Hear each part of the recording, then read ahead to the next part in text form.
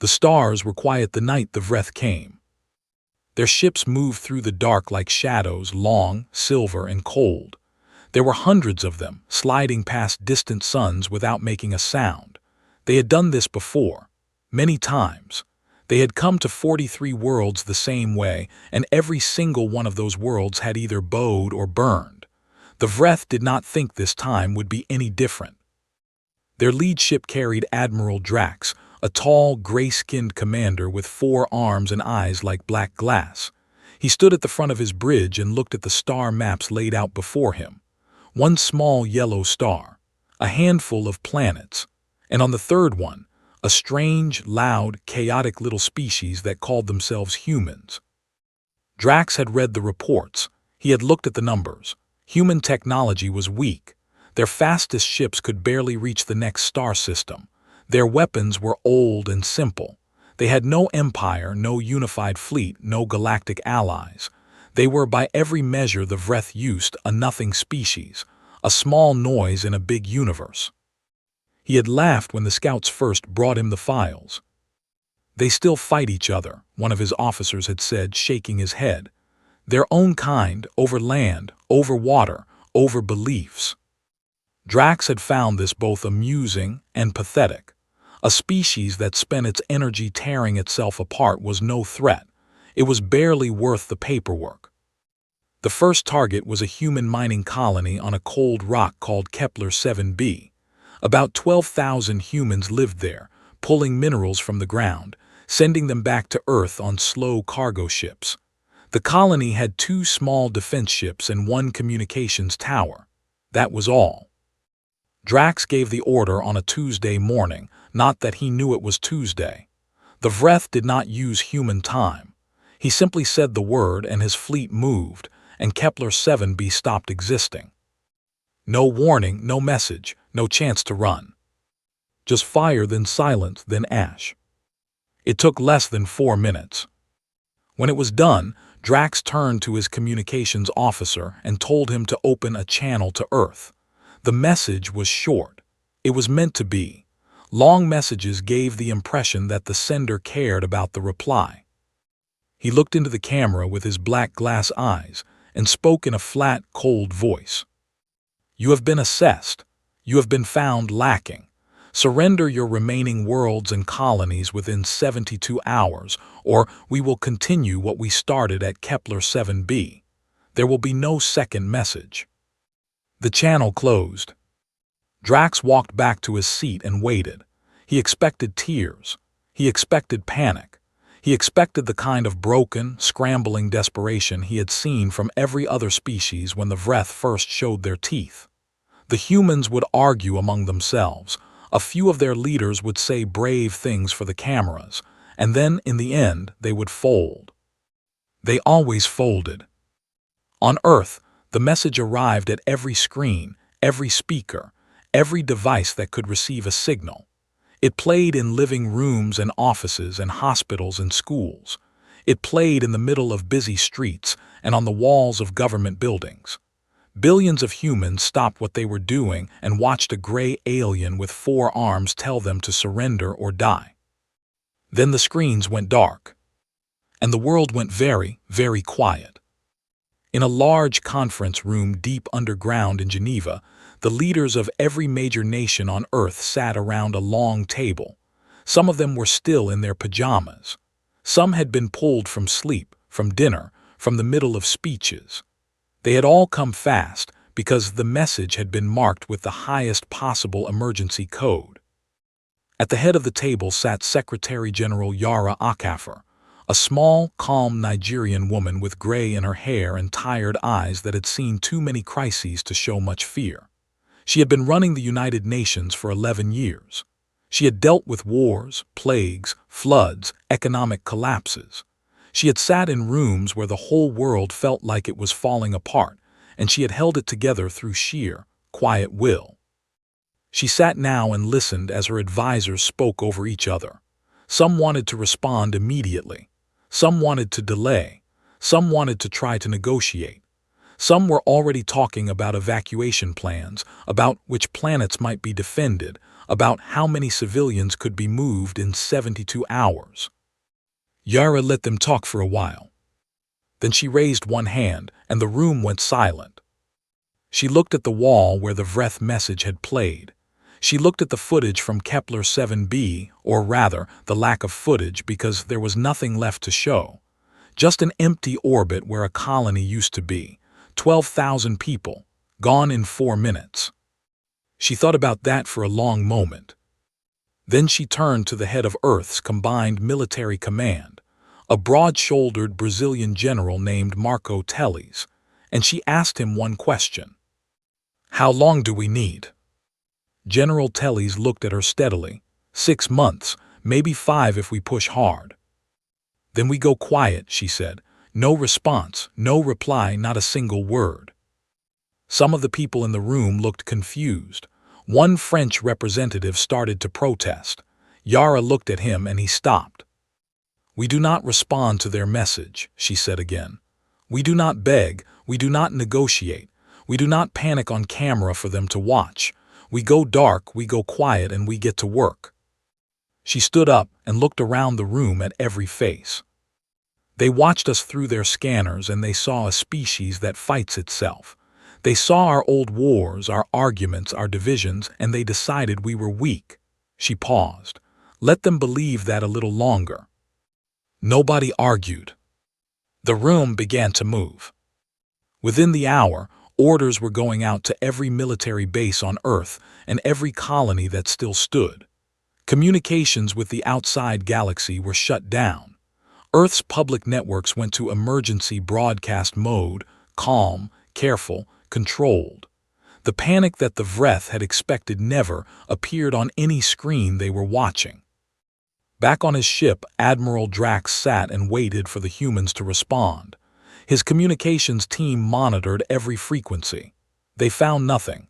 No desperate pleas, no brave speeches, no frantic military chatter. Just silence. One of his younger officers shifted uncomfortably. "They're not responding, Admiral." "They're afraid," Drax said without looking up. "Fear does that, it freezes them." The officer nodded, but he did not look fully convinced. The 72 hours passed. Then another day. Then another. Still nothing from Earth. Drax frowned for the first time. He had expected surrender, not silence. Silence was unusual. Silence was the kind of thing that made experienced commanders nervous, though he would never say that out loud. He told himself the humans were simply too primitive to organize a proper response. He told himself they were probably arguing among themselves, too busy panicking to even send a message. He told himself many things. Meanwhile, on a cold, dark shipyard on the far side of Earth's moon, the first new hulls were already being welded together. The factories were running day and night. The scientists were working in shifts. The soldiers were training in every time zone, every climate, every condition. And in her quiet office, Yara Akafer looked out at the stars and said nothing to no one. She just worked. Because the Vreth had made a mistake that no amount of firepower could fix. They had looked at humanity through a scanner and seen a species divided by war. They had not understood that war was not humanity's weakness. It was humanity's oldest teacher. And now, for the first time in its entire bloody history, every single human being on every single world was angry at the same thing. The 72-hour deadline came and went. No surrender arrived. The Vreth had no idea what that meant. They were about to find out. Congrats, you declared war on Earth's deadliest species, Smiling Skull. Commander Sethval had a bad feeling, and he could not shake it. He was not the kind of officer who trusted bad feelings. He was a data person.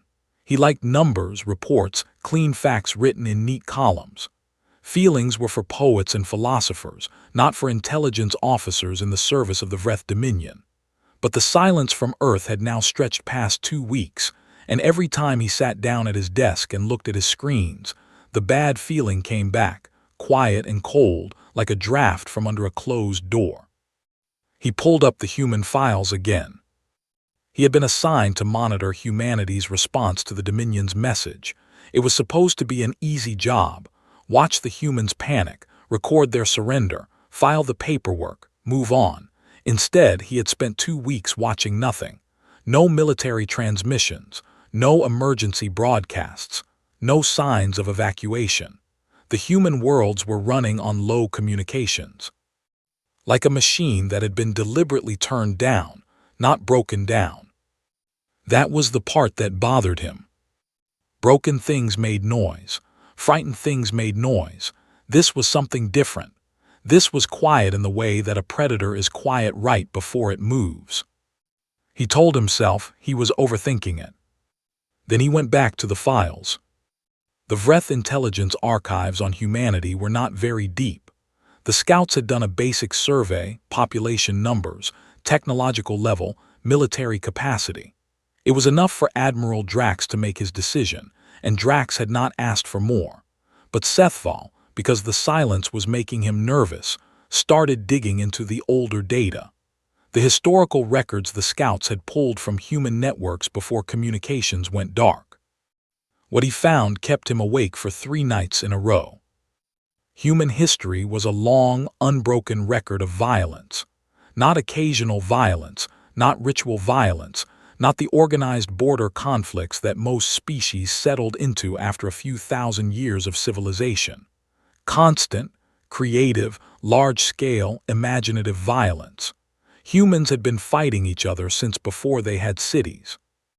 They had fought over food, over land, over water, over ideas, over gods, over the color of each other's skin, over insults, over debts, over maps, over music. They had invented weapons the way other species invented tools, constantly, obsessively, always looking for something better, something faster, something more effective. Every generation improved on the last. Every war taught them something new. They had never once in their entire recorded history had a period longer than a few decades where the whole species was at peace. Most species, Sethval knew, went through a violent early period and then settled down. They matured. They found better ways to solve problems. The Vreth themselves had gone through their bloody age thousands of years ago. It was history now, something taught in schools, something to feel slightly embarrassed about. Humans had never left their bloody age. They just kept going. And here was the thing that Sethval could not stop thinking about. They had not been weakened by all that fighting. They had been sharpened by it. Their bodies were more durable than any similar-sized species the Vreth had catalogued. Their minds were fast and adaptable. They could switch from creative thinking to violent action in seconds. They felt fear. The files were clear about that, but they had this astonishing ability to move forward anyway, to act despite the fear, to push through it rather than be stopped by it. The Vreth science teams called it irrational behavior. Sethval was starting to think it was something else entirely. He found a word in the human psychology files. Rage. He read the definition twice, then a third time. It described a state where a human, under sufficient provocation, would experience a massive surge of biological chemicals that reduced their awareness of pain, increased their strength. And this was the part that made Sethval put down his drink, temporarily suspended their self-preservation instinct. He sat very still for a moment.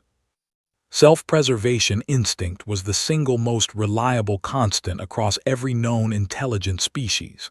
Every creature, no matter how brave, had a point where survival told it to stop, to retreat, to choose life over victory. It was biological. It was fundamental.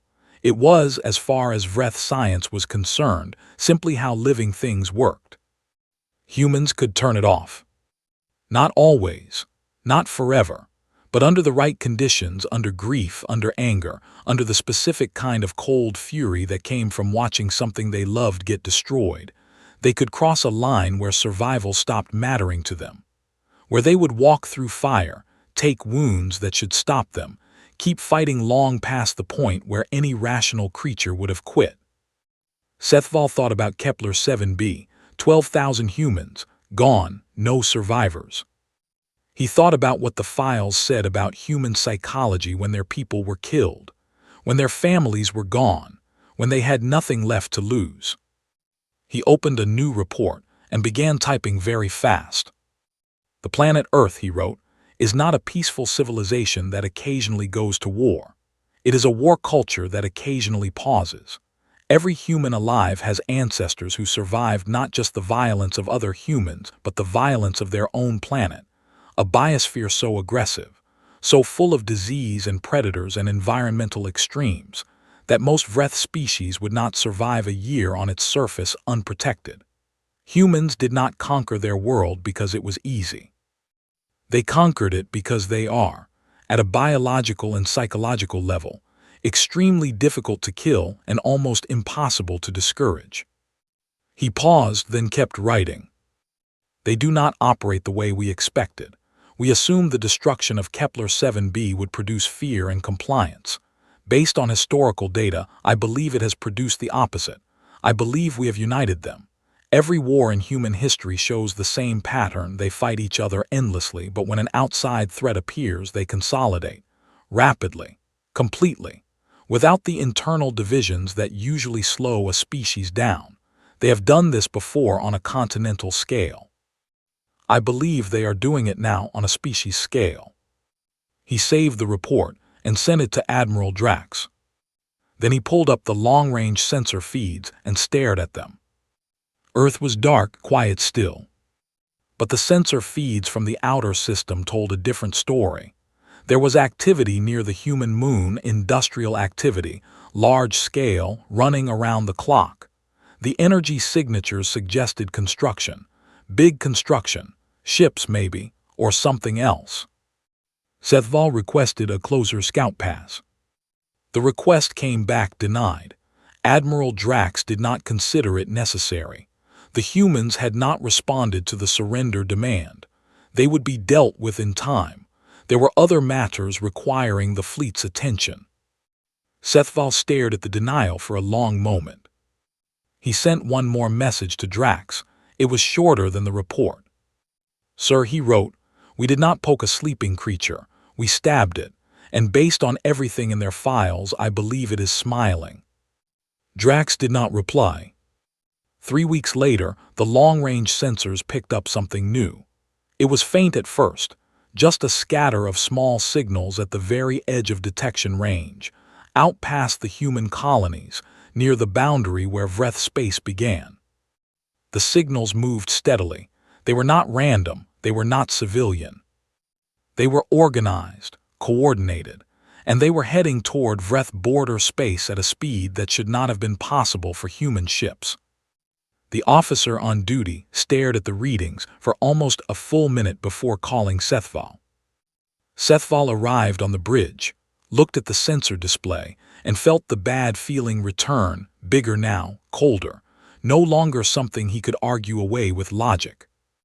He counted the signals. Then he counted them again. The human ships were not running away. They were not hiding. They were not sending a scared, desperate message asking for more time or better terms. They were coming. All of them. Together. Sethval turned slowly and looked at the junior officer behind him.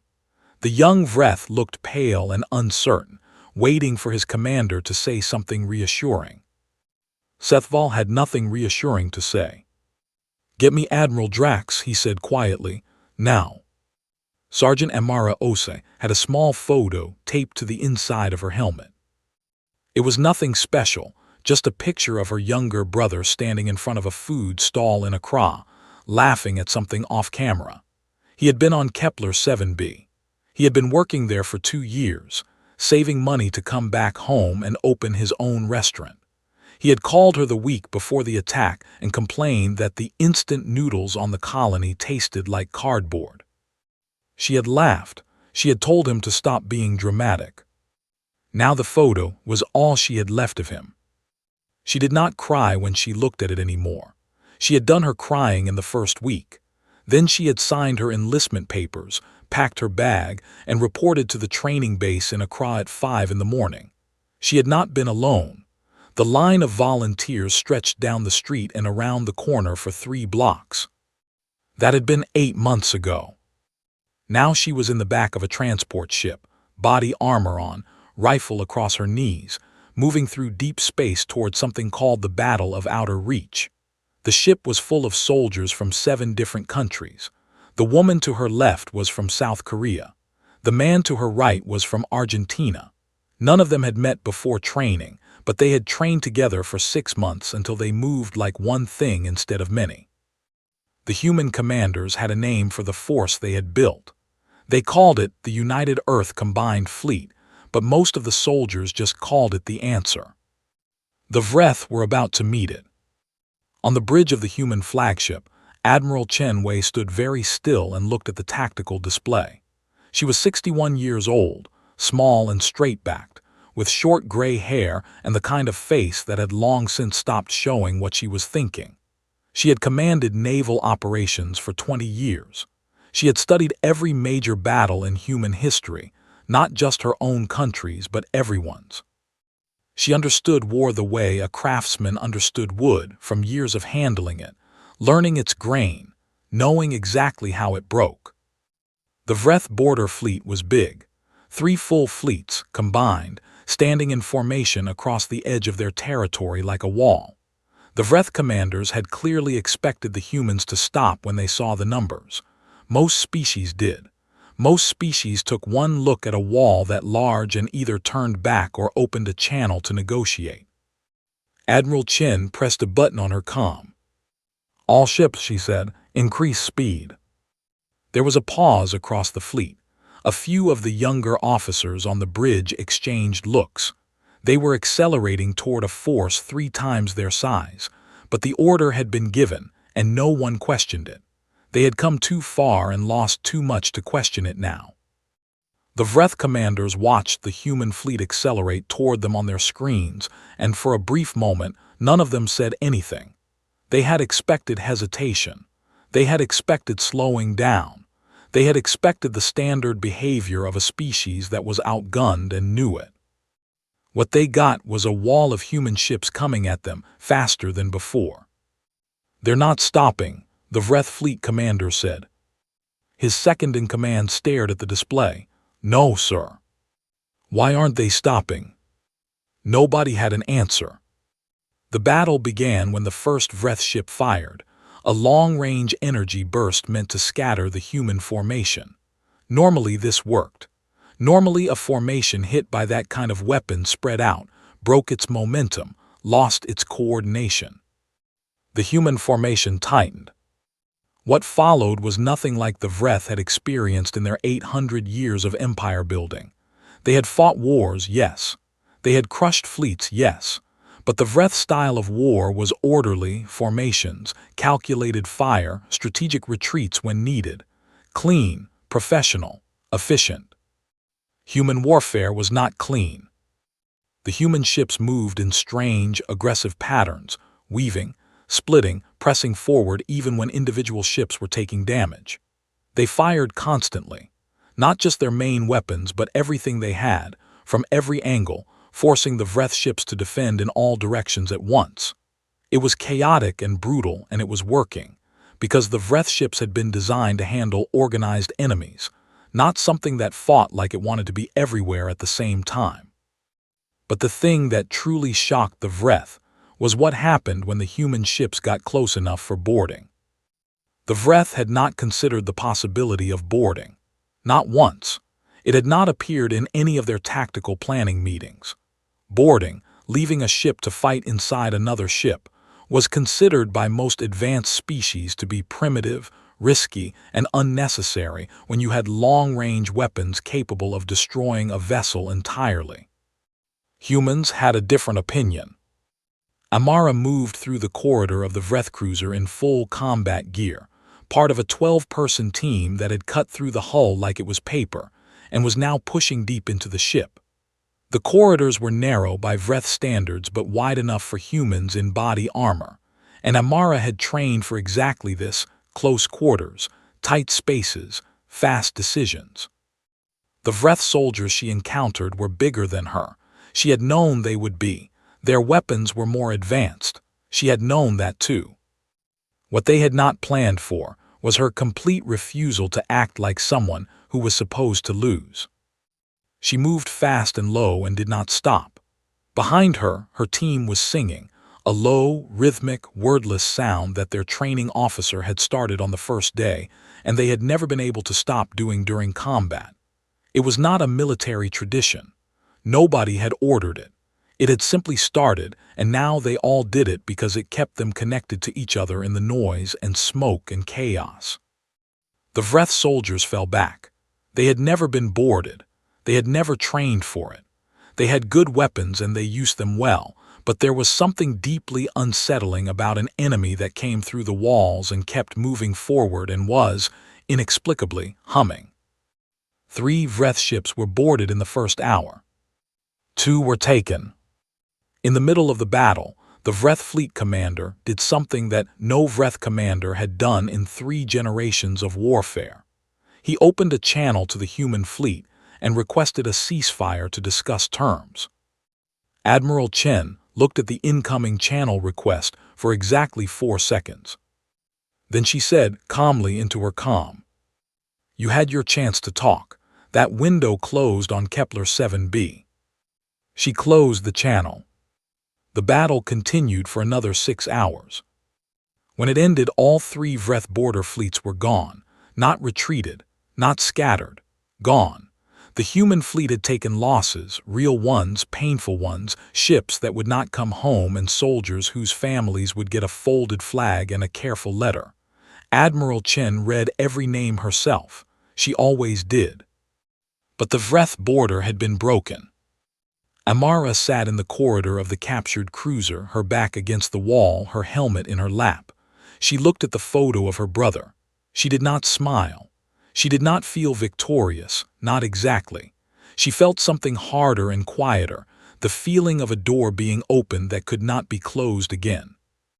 They were going forward now, all the way forward.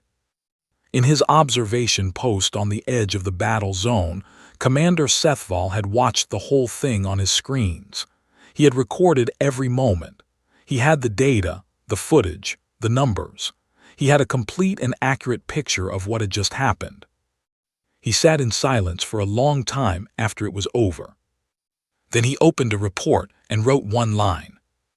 "The human fleet is not behaving like a species fighting for survival." He paused, then finished. "It is behaving like a species that has been waiting for an excuse." On the Vreth home world, in a tall black chamber where the High Council met to make decisions that shaped the galaxy, a report arrived. A junior official read it aloud to the 7 council members seated in their high chairs. When the official finished reading, the chamber was silent. Not the polite silence of a meeting that was about to move on to the next item. The deep, uncomfortable silence of people who had just heard something they could not find a good answer to. For the first time in 800 years, the Vreth High Council had no comfortable response ready. The wall they had put across their border was gone. And the humans were still coming. The Vreth High Council was not used to problems that did not go away. In 800 years of empire, they had always found a solution.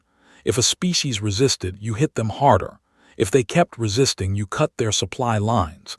If they still kept resisting, you destroyed something they loved and watched the will to fight drain out of them. It worked every time. Every single time without exception, because every species had a breaking point. Every species had something they valued more than the fight. You just had to find it and press on it. The Council pressed on humanity's breaking point repeatedly and in great variety. None of it worked. The first thing they tried was the blockade. They pulled ships from across the Dominion and stretched them across the main human supply routes, the lines that brought food, fuel, medicine, and equipment from Earth's manufacturing centers to the forward human fleet. It was a good strategy. It had starved 3 civilizations into submission in the past century. The Vreth sat the blockade in place and waited for the human advance to slow down as they ran low on supplies. Instead, humanity rerouted. Within 11 days, A dozen new supply paths appeared, smaller, faster, using routes that went around the blockade, in directions the Vreth had not considered important enough to cover.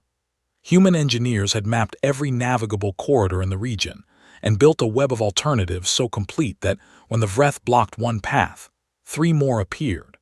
After 30 days, the human fleet was receiving more supplies than before the blockade, because the new routes were more efficient than the old ones had been. The blockade was quietly abandoned. The Council tried something else.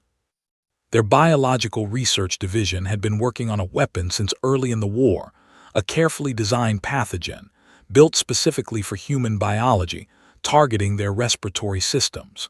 It was a cruel weapon and the Council knew it, but they were past caring about cruelty. They wanted results. The pathogen was released into the atmosphere of a small human colony world on the edge of the conflict zone. The human medical community had a cure in 11 days. Not 11 weeks, not 11 months, 11 days. The Vreth scientists who heard this number refused to believe it at first. Their own best researchers had spent 4 months building the pathogen. The humans had cracked it open, analyzed it, and produced a working counteragent in under 2 weeks. When the Vreth intelligence team dug into the reason, they found something that should not have surprised them but did. Humanity had spent tens of thousands of years fighting diseases. Their entire history was a constant battle against parasites, viruses, bacteria, and plagues that killed them in enormous numbers. In response, they had built the most advanced medical science of any pre-galactic civilization on record. Defeating a biological weapon was not, for humanity's doctors, an emergency. It was a Tuesday. The pathogen was quietly classified as a failure. The Council, now genuinely frustrated, ordered something that they had used many times before to break a resistant species, a terror strike. A human colony world, not a military target but a civilian one. A place where ordinary people lived, with markets and schools and parks. The Vreth fleet hit it hard, fast, and without warning, and broadcast footage of the aftermath to every human communication channel they could access. The intended effect was horror, despair, a population turning on its own leaders, demanding an end to the fighting at any price. What actually happened was that enlistment on every remaining human world spiked by 340% in the following week. Sethval, watching the numbers come in from his monitoring post, put his head in his hands. He had predicted this. He had written it in his first report months ago. He had explained in clear language what human psychology did when faced with this kind of attack. Grief in humans did not produce submission. It produced fuel. Every person who signed their name on an enlistment form in the days after the terror strike was someone who had seen the footage and made a decision, a cold, clear, personal decision, that they were going to be part of what happened next. The Vreth had been trying to break humanity's spirit. They were instead forging it. Sethval stopped sleeping properly around this time. He would wake at odd hours and go to his desk and pull up the archives, not the military data, but the older records, the xenoarchaeological files that the Dominion had collected over centuries of expansion, records of every species they had ever encountered, going all the way back to the earliest days of the Empire. Among those records were the final transmissions of species that had resisted the Vreth and lost. Last messages mostly, distress signals, goodbye recordings, but a few of them were something more, observations, written in the final days of a civilization by someone who had seen the end coming and wanted to leave a record of what had happened.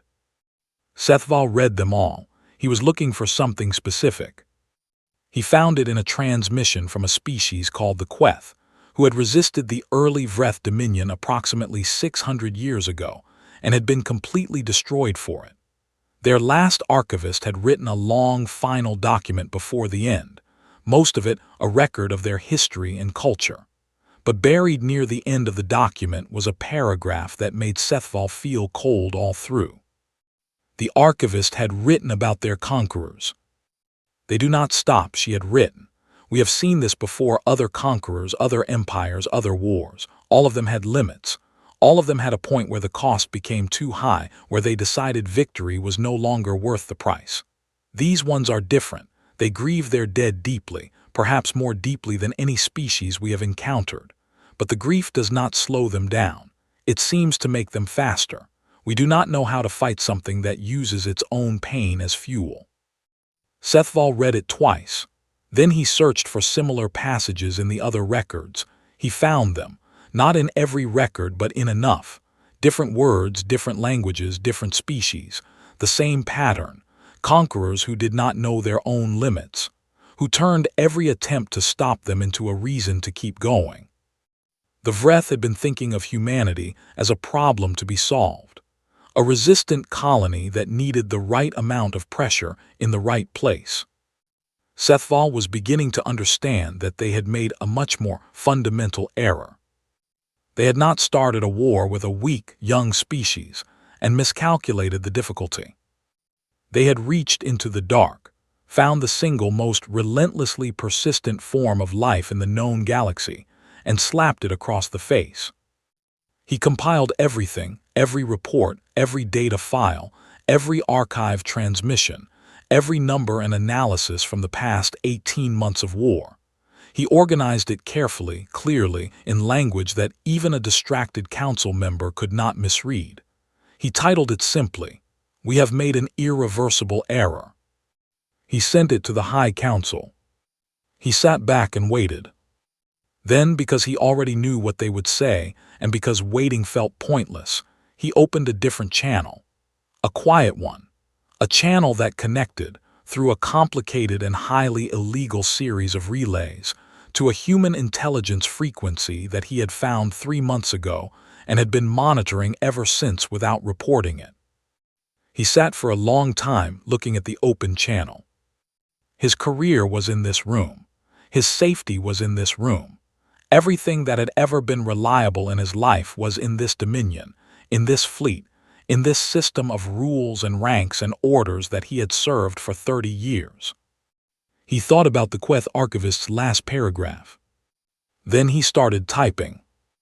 "This is Commander Sethval, Vreth Intelligence Division. I am requesting asylum. I have information that I believe would be useful to your command. I am aware that this request is unusual.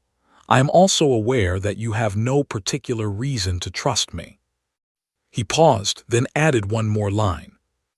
"I have enclosed my complete files on Vreth military strategy, fleet positions, weapon systems, and council communications for the past 18 months. I hope this demonstrates good faith."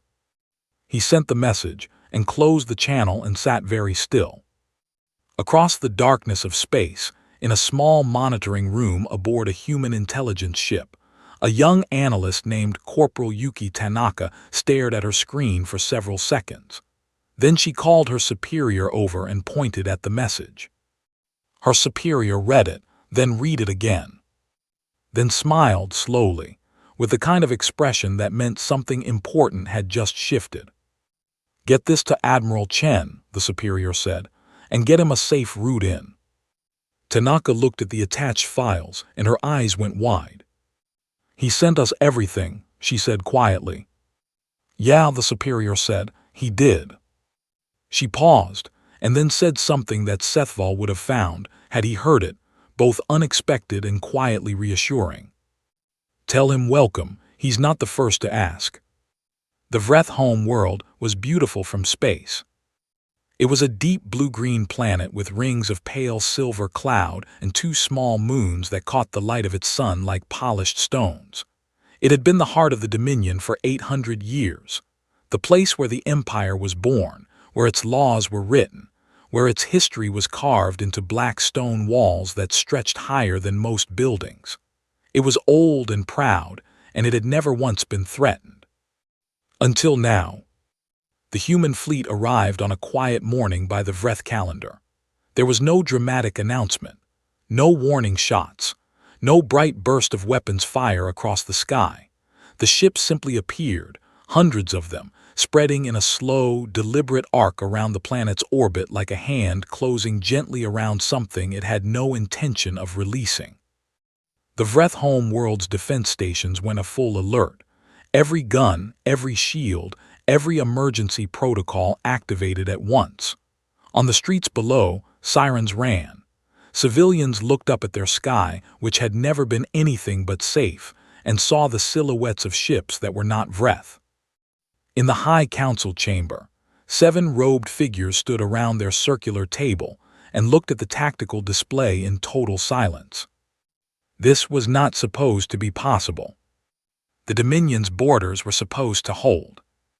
The human fleet was supposed to have been stopped at the edge of Vreth space, ground down by the blockade, broken by the pathogen, frightened off by the terror strikes. The Empire's strategies had 800 years of success behind them. They did not fail. They had never failed. But the display was right in front of them, and the display did not lie. And the display showed human ships in orbit around their home world, in numbers that had not been there yesterday. The eldest council member, a long gray-bearded figure named Councillor Verse, pulled his robes around himself and said in a low, shaking voice, "Open a channel." Nobody argued. On the bridge of the human flagship, Admiral Chen received the incoming channel request and looked at it for a moment. She had been awake for 22 hours. She had gray shadows under her eyes and her tea had gone cold on her desk sometime in the past hour. Around her, the bridge crew was quiet and professional, doing their jobs, monitoring their screens. She accepted the channel. The face of Councillor Verse appeared on the display, old, dignified, and carrying in his expression the specific kind of pride that was struggling very hard not to break. "Admiral," he said, "we wish to discuss terms." Chen looked at him steadily. "I know," she said. "I'm ready." Nearby, Sethfall stood in the corner of the bridge. He had been on the human flagship for 8 months now, working as a translator and cultural advisor. He was thinner than he had been when he defected. He had not slept particularly well in 8 months either, for different reasons than Admiral Chen, mostly because he was working through the complicated and uncomfortable process of understanding that everything he had believed about the Dominion's greatness was built on other species' suffering. He watched the channel between Chen and Verse open, and felt something heavy in his chest that he did not quite have a word for yet.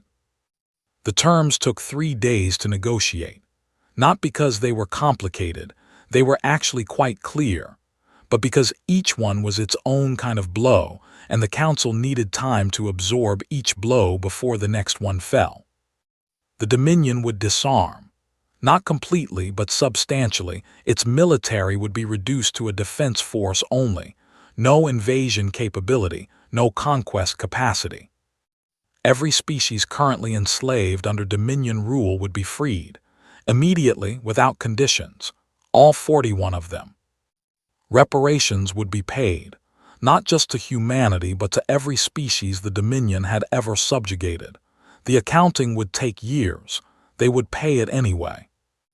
Every Vreth official who had ordered atrocities, the attacks on colonies, the biological weapon, the terror strikes, would face a tribunal. Not a Vreth tribunal, an independent one with representatives from multiple species. The Dominion would continue to exist. Its people would not be harmed. Its culture would not be erased. Its history would not be rewritten, though some of it was going to need a very honest second look. Councillor Verse, when the final list was read to him, sat very still for a long moment. "You are not destroying us," he said at last. It was not quite a question. "No," Chen said. "Why not?" He asked it simply, without strategy. He genuinely wanted to know. Chen was quiet for a moment. She thought about Kepler 7b. She thought about the colony world that had been hit in the terror strike. She thought about all 41 species in the Dominion slave caste, living the only lives they had under someone else's boot. She thought about Amara Osai's brother and his restaurant that was never going to open. "Because we're not you," she said. The words landed in the channel without anger. She did not say them to wound him. She said them simply, like a fact. Verse looked at her for a long moment. Something moved across his face, Not shame exactly, not yet, but the early shape of it, the first crack in something that had believed itself uncrackable. He nodded slowly and signed the terms. Amara was not on the flagship when the surrender was signed. She was on a troop transport in low orbit, watching the planet below through a small porthole. She had her hand up near her collar, where the photo of her brother lived inside her armor. She had not taken it out. She just touched it sometimes. Around her, other soldiers were watching too. Some were quiet. Some cried a little, which was allowed, and nobody said anything about it. Some laughed, which was also allowed. One old corporal from Edinburgh saying something soft under his breath that nobody could quite make out. Amara did not feel triumphant. She had thought she would. She had imagined this moment many times during training, during the long months of the campaign, during the dark hours when she had been frightened and tired and far from home. She had imagined feeling like something had been completed, like justice was a door that closed with a satisfying sound. Instead, she felt open, like a wound that had finally stopped bleeding but was not yet healed, like there was a long road still to walk. She thought her brother would have understood that feeling. He had been thoughtful like that. She touched the photo and looked at the planet below and said nothing out loud. Sethval watched the signing from across the bridge. When it was done, he walked to the observation window and stood there for a while, looking at his home world from the outside. It was still beautiful. That had not changed. The human analyst Corporal Tanaka came and stood beside him. They had worked together for months and had developed the careful, professional friendship of people who had been through something unusual together. "How do you feel?" she asked. Sethval considered the question. It was the kind of question the Vreth did not usually ask each other. Feelings were private things, kept inside, not offered up in conversation. "Tired," he said after a moment, "and something else. I don't have the right word for it in my language." "What does it feel like?" He thought about it. Like waking up after a long, bad dream, and the world is strange and different and you're not sure yet if that's good, but the dream is over. Tanaka nodded slowly. "Relief," she said, "that's the word." He repeated it quietly, "Relief." He looked at his home world and tried it on. It did not fit perfectly yet, but it was the closest word he had found. Years passed. The reparations were paid slowly but steadily. The freed species built their own governments with help, sometimes reluctant, from the new dominion that was learning, awkwardly and imperfectly, to be something other than an empire. The tribunals were long and difficult, and not everyone was satisfied with the outcomes, but they happened, and that mattered more than anyone had expected it to. Amara went home to Accra. She opened the restaurant her brother had been saving for. She named it after him. She stood behind the counter on the first day and looked at the full tables and the noise and the smell of good food and felt the wound finish closing, or close enough. Sethval stayed in human space for a long time, then returned to the Vreth home world as an advisor to the new government. He wrote a book. It was about the war, but mostly it was about what he had learned about humanity, about the Dominion, about what happens when a civilization stops being curious about the things it doesn't understand. It became required reading in Vreth schools. Decades after the war ended, a young Vreth student sat in a classroom and opened the official history of what they now called the Great Mistake. On the first page, preserved as a historical document, was a copy of the original pre-war intelligence assessment of humanity. At the top of the page it read, "Species assessment, human, threat level minimal, recommendation, subjugate at will." The student stared at it, then turned to the appendix at the back, where the casualty figures from the war were listed in small, careful numbers. She stared at those too for a long time. Then she closed the book, looked out the window at the sky, and thought about what it must feel like to be the thing that someone looked at and called minimal. She decided she never wanted to find out. Far across the galaxy, On a rebuilt colony world where the grass had grown back green over the gray ash, a small memorial stood at the edge of what used to be Kepler 7b's main square. The names of 12,000 people were carved into its face. At the base of it, someone had added a line that was not in the official record. They did not forget, they never do.